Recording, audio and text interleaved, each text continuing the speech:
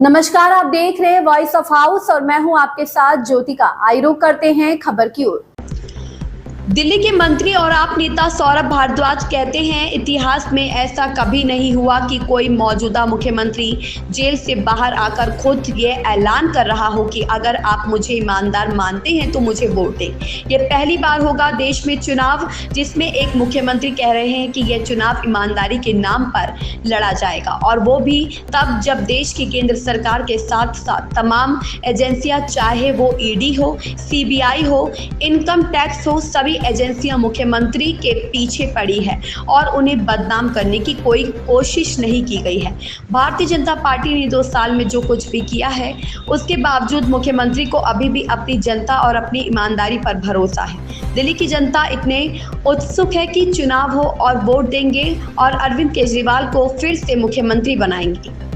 कि इतिहास में कभी नहीं हुआ कि एक सिटिंग चीफ मिनिस्टर बेल पाने के बाद, जेल से निकल जाने के बाद खुद ये ऐलान कर रहा है कि अगर मुझे ईमानदार मानते हैं तो मुझे वोट दीजिएगा।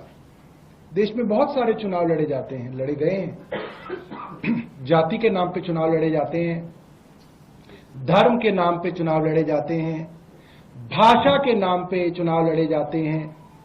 ये पहला देश में चुनाव होगा जिसमें एक मुख्यमंत्री कह रहा है कि ईमानदारी के नाम पे इस चुनाव को लड़ा जाएगा, और वो तब जब देश की केंद्र सरकार सारी एजेंसियों को लेके, क्या ईडी, क्या सीबीआई, क्या इनकम टैक्स, क्या एसीबी, सब एजेंसियों को लेके एक मुख्यमंत्री के पीछे लगी हो और उसको बदनाम करने की कोई कोशिश ना छोड़ी गई हो, कोई ऐसी बदनामी की कोशिश ना छोड़ी गई हो 2 साल में जो भारतीय जनता पार्टी ने ना की हो।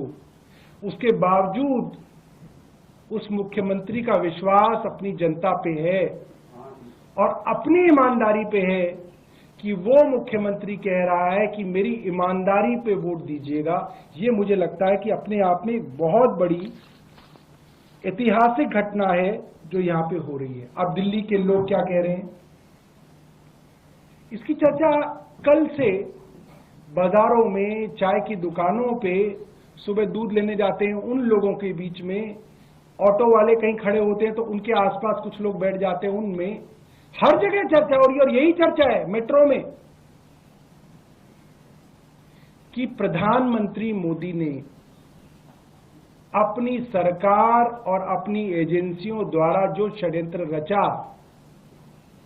और अरविंद केजरीवाल जी को फंसाने की जो कोशिश हुई, अरविंद केजरीवाल अकेले लड़के उससे बाहर आए हैं और उन्होंने इनके सारे षड्यंत्र कल फेल कर दिए जब उन्होंने कहा कि मैं जनता की अदालत में जाऊंगा, जनता के सामने अग्नि परीक्षा दूंगा। अगर जनता कहेगी कि हमारा मुख्यमंत्री ईमानदार है तो मैं इस कुर्सी पे बैठूंगा, वरना नहीं बैठूंगा।